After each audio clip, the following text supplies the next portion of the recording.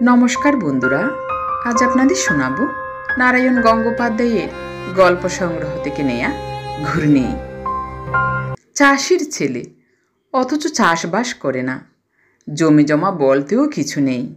অল্প স্বল্প গরামের কাজ, জনমজুর খাটা, তবু টিনের নতুন দোচালা ঘর, গোয়ালে তিনটে গরু, ত্রিসংসারে কোথাও কেউ নেই। এই হলো কালাচাঁদের সংসার। তখনও কিছু টের পায়নি যমুনা। পেল সেদিন, যেদিন অনেক রাতে কত্তুকে এক পেট মদ খেয়ে ফিরল কালাচাঁদ। ভাত আর মাছের ঝোল রান্না করে যমুনা ঝিমুচ্ছিল দাওয়ায় বসে বসে। পেয়ারা গাছের পাশে হলদে রঙের এক টুকরো চাঁদ ঝুলে পড়েছিল। থেকে থেকে ডাহুক ডাকছিল ঝোপের ভেতর। যমুনা ঝিমুচ্ছিল, আর আলগা আলগা স্বপ্নের মধ্য দিয়ে টুকরো টুকরো মেঘের মতো ভেসে যাচ্ছিল ছাড়া ছাড়া কতগুলো ছবি। মাকে উঠোনে নামানো হয়েছে। এক মাথার রুক্ষ চুল ছড়িয়ে পড়েছে চারদিকে। ছোট্ট যমুনা কাঁদছে লুটোপুটি খেয়ে।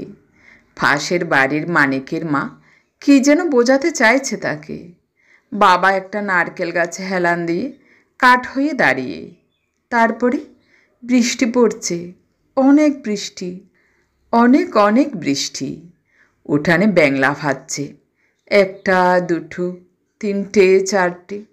বাবা হাট থেকে আসছে। বেলা ডুবে যাচ্ছে। যমুনা দাঁড়িয়ে আছে দোরগোড়ায়। বাবা এসে যমুনাকে দুহাত বাড়িয়ে বুকে টেনে নিলে, বললে, কি সুন্দর শাড়ি কিনে এনেছি তোর জন্য।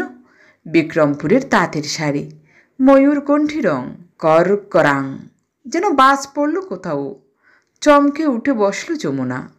সদর দরজাটা আছড়ে ফেলে বাড়িতে ঢুকল কালাচাঁদ। টলতে টলতে এগিয়ে এলো।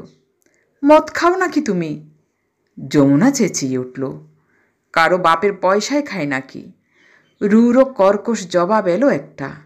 ছি ছি, চুপ কর হারামজাদি। গলাটাকে সপ্তমে চড়িয়ে কালাচাঁদ জানোয়ারের মতো গর্জন করে উঠল। চেঁচাবি তো গলা টিপে মেরে ফেলব।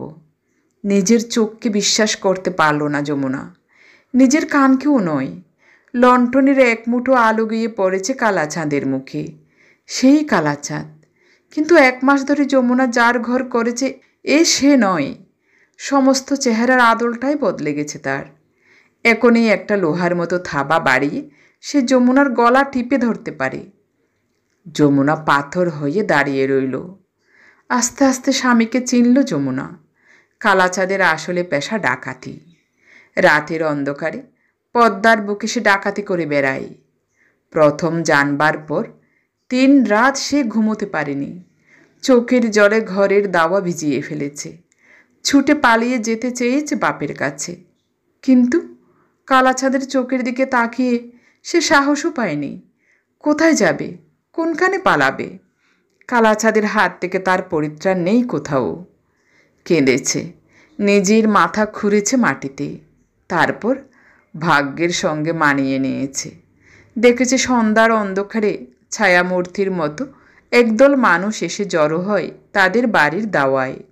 ফিসফিস করে কথা বলে, মদ খায়, গাঁজা খায়, তারপর একসঙ্গে কোথায় বেরিয়ে চলে যায়। অসম্ভব ভয়ে সারা রাত জেগে জেগে দুঃস্বপ্ন দেখে যমুনা। ভোর হওয়ার আগে ফেরে কালাচাঁদ।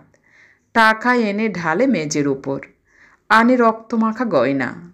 দাঁতে দাঁত চেপে যমুনাকে বলে, একটা টুশব্দ যদি করবি কারো কাছে, তাহলে গলা কেটে পদ্মায় ফেলে দেব, মনে থাকে যেন। যমুনা বালিশ কামড়ে উপুর হয়ে পড়ে থাকে। নিঃশ্বাস পর্যন্ত বন্ধ হয়ে আসে তার। তারপর একটা ছোট শাবল দিয়ে ঘরের কোনায় গর্ত করে টাকা গয়নাগুলো পুঁতে রাখে কালাচাঁদ। বিড়ি ধরিয়ে যমুনার পাশটিতে এসে শুই। আতঙ্কে শরীর সিঁটিয়ে ওঠে যমুনার। স্বামীর গা থেকে যেন মানুষের রক্তের আষ্টে গন্ধ পায় সে। কালাচাঁদের মনটা নরম হয় এতক্ষণে। হাত বাড়িয়ে যমুনাকে টেনে নিয়ে আদর করতে থাকে। যমুনার মনে হয় একটা বাঘ যেন মেরে ফেলবার আগে খেলা করছে শিকারটাকে নিয়ে। চোখের পাতা চেপে ধরে সে শক্ত হয়ে থাকে। চোখ মেলে চা বউ, চোখ মেলে চা, তোর জন্যই তো এসব করি। একছড়া সুন্দর হার পেয়েছি, পরিয়ে দেব তোকে। প্রায় নিঃশব্দ গলায় যমুনা বলে, হার আমি চাই না, তোমার পায়ে পড়ি, এই মানুষ মারার কাজ তুমি ছেড়ে দাও। তারপর ফুফিয়ে ফুফিয়ে কাঁদতে আরম্ভ করে। বিরক্ত হয়ে কালাচাঁদ বিড়বিড় করে, ধুত্থুর, মেয়ে মানুষের নিকুচি করেছে। যমুনাকে ছেড়ে দিয়ে কাত হয়ে সই। ভাবে বিয়ে না করেই বেশ ছিল। দলের সাকরেত রাকালের সে বিধবা বোনটাই ছিল তার সত্যিকারের যোগ্য। যমুনার মতো একটা ভিজে কাঁথা নয়, তেতে থাকতো আগুনের মতো। তেমনি ছিল সোনা আর পয়সার খাঁই। কালাচাঁদের সরকিতে নিজের হাতে শান দিয়ে বলতো, একসঙ্গে তিনটেকে ফুরতে পারবে এমনি করে ধার দিয়ে দিলুম। 3 দিনের জ্বরে মরে গেল, নইলে কি আর যমুনাকে বিয়ে করে আনতো সে? রাখালের বোনটার কথা ভাবতে ভাবতে কালাচাঁদের ক্লান্ত শরীর ঘুমে জড়িয়ে আসে, নাক ডাকতে শুরু করে, আর আস্তে আস্তে বিছানা ছেড়ে বেরিয়ে যায় যমুনা। আকাশে সকালের আলো ফুটেছে, তবু চেষ্টা করেছে যমুনা। দিনের আলোয় কালাচাঁদের মনটা ভালো থাকলে তার মুখখানাকে 12 বছরের ছেলের মতো শান্ত আর কোমল দেখালে সেই সময়। আচ্ছা, তোমার পরকালের ভয় নেই? ধুত্তর পরকাল, ওসব বুঝি না। খুন করো কেন? সহজে করি না তো। চিনে না ফেললে কিংবা বাধা না দিলে হাত ছোঁয় না কারুর গায়ে। মানুষ মারতে কষ্ট হয় না? কই মাছ করতে কষ্ট হয় তোর? হাঁস কাটতে এক হলো? কালাচাঁদ হাসে। তফাৎ কিছু নেই, লাল রক্ত বেরোয়, ছটফট করে, তারপর সব ঠান্ডা। যমুনা চুপ করে থাকে কিছুক্ষণ, আবার বলে, পরকালের ভয় নাই করলে পুলিশকে ভয় হয় না? ধরতে পারলে যে নিয়ে ফাঁসিতে ঝুলিয়ে দেবে। এই ভয়টা কালাচাঁদেরও তো নেই তা নয়, পুলিশের নজর তার ওপর আছেই। যমুনাকে বিয়ে করে আনবার আগে 2-3 বার দারোগা এসে এটা ওটা জিজ্ঞেস করে গেছে তাকে, কিন্তু এত সাবধান তার দলটা, এমন হিসেব করে কাজ করে যে আজ পর্যন্ত কাটার আঁচড়টি লাগেনি তার গায়ে। তবু মধ্যে মধ্যে বুক ধুকপুক করে। জল পুলিশের লঞ্চ ইদানিং একটু বেশি যাওয়া আসা করছে এই তল্লাট দিয়ে। ভয় করে বৈকি কালাচাঁদের, আর ভয় করে বলেই সেটাকে আরও বেশি উড়িয়ে দিতে চায়। হা হা করে হাসে এবারে। ওহো, পুলিশ পুলিশ ঢের দেখেছি। বেশ, পুলিশও নয় কিছু করতে পারবে না, কিন্তু টাকা তো কম জমলো না। কেন আর এসব করে বেড়াও তুমি? যা আছে তাই দিয়ে জমি জমা কেন, বলদানো, চাষবাস করো। বলিস কি, সরকি ফেলে লাঙল নেব, জোয়ানের কাজ ছেড়ে চাষা হয়ে যাব? কোনো লজ্জা নেই, চাষেই তো লক্ষ্মী। দোহাই তোমার, অনেক তো করলে, এবার ছেড়ে দাও এসব। দাঁড়া দাঁড়া, আর 2-4টে ভালো খ্যাপ মেরে নিই, তারপর। না না, এখুনি, আজ থেকেই ছেড়ে দাও। যমুনা পা জড়িয়ে ধরে, ছেড়ে দাও এসব। আবার রাখালের বোনটাকে মনে পড়ে। বুকের ভেতরটা যেন জ্বালা করতে থাকে কালাচাঁদের। উঠে দাঁড়িয়ে বলে, দেখব দেখব ভেবে। ভাবে কালাচাঁদ, পুলিশের ভয়, ফাঁসির দড়ি ছেড়ে ছুড়ে দিলেও মন্দ হয় না, কিন্তু তার বদলে চাষা, লাঙল চেপে ধরে দুপুরের রোদে হাল দেওয়া, জল কাদার ভেতর ধান রোয়া, সকাল থেকে নুয়ে নুয়ে পিঠ কুজো করে ফসল কাটা, পারবে কালাচাঁদ? তার মেজাজে কুলোবে? তাছাড়া রাত ডাকিনীর মতো কালো হয়ে আসে। পদ্মা তার ঝোড়ো চুল মেলে দিয়ে ডাক দেয়। অথই গহীন জলের ওপর খাড়া নাচতে থাকে। সঙ্গীরা আসে, ফিসফিস করে খবর দিয়ে যায় পাট বিক্রি করে ফিরছে নামকরা মহাজন, নৌকাটা ধরতে পারলে। বুকে ঢেউ দুলে খাড়া নাচিয়ে পদ্মা ডাক দেয়। মাথার ভেতর মদের নেশা আগুনের চাকা হয়ে ঘুরতে থাকে। কালাচাঁদ আর থাকতে পারে না, খিদেই ছটফটিয়ে ওঠা বাঘ হরিণের গন্ধ পায়। তারপর নদী, চিপের দ্বার তালে তালে পড়তে থাকে, জল কেটে শো শো করে এগিয়ে চলে।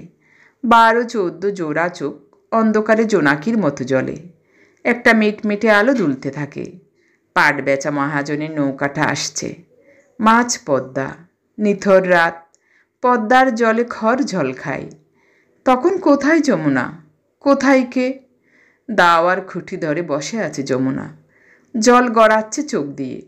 সকালের দৃশ্যটা দেখেই বিরক্ত হয় কালাচাঁদ। এই 7 সকালে কাঁদতে বসলি কেন? যমুনা চুপ করে রইল। তবে তুই কাঁদ বসে বসে, আমি চললুম। কালাচাঁদ পা বরাবার উদ্যোগ করল। একটু দাঁড়াও। যমুনা চোখের জল মুছল। কথা শুনবে একটা? আবার ওইসব বলবি তো? কালাচাঁদের মুখে মেঘ ঘনিয়ে এলো। তুই যা শুরু করেছিস, এরপর বাড়ি ছেড়ে পালাতে হবে আমাকে, নইলে গিয়ে ধরা দিতে হবে পুলিশের হাতে। যমুনা চোখ দুটো মেলে ধরল কালাচাঁদের দিকে, কাপা গলায় বললে, আমার কথা নাই ভাবলে? আমার পেটে যে আসছে তার কথা একবার ভাবো। তোমার যদি একটা কিছু হয় তাহলে? যমুনাকে শেষ করতে দিলে না কালাচাঁদ। সঙ্গে সঙ্গে বসে পড়ল বউয়ের পাশে, দুহাতে জড়িয়ে ধরল কোমরটা। তোর ছেলে হবে বউ? সত্যি ছেলে হবে তোর? আনন্দে আদরে যমুনাকে ভরে দিলে এক মুহূর্তে। বদলে গেছে কালাচাঁদ, আবার সেই মানুষটা। বিয়ের আগে যার মস্ত জোয়ান শরীরটার উপর ছেলে মানুষের মতো একখানা মুখ দেখে ভারী ভালো লেগেছিল যমুনার। অনেকক্ষণ পরে নিজেকে ছাড়িয়ে নিয়ে বললে, ডাকাতের ছেলে ডাকাত হবে, এই কি তুমি চাও? কালাচাঁদ চুপ করে রইল একটু, তারপর ধীরে ধীরে বললে, না, এবার থেকে ভালো হয়ে যাব, সব ছেড়ে দেব, দেখে নিস তুই।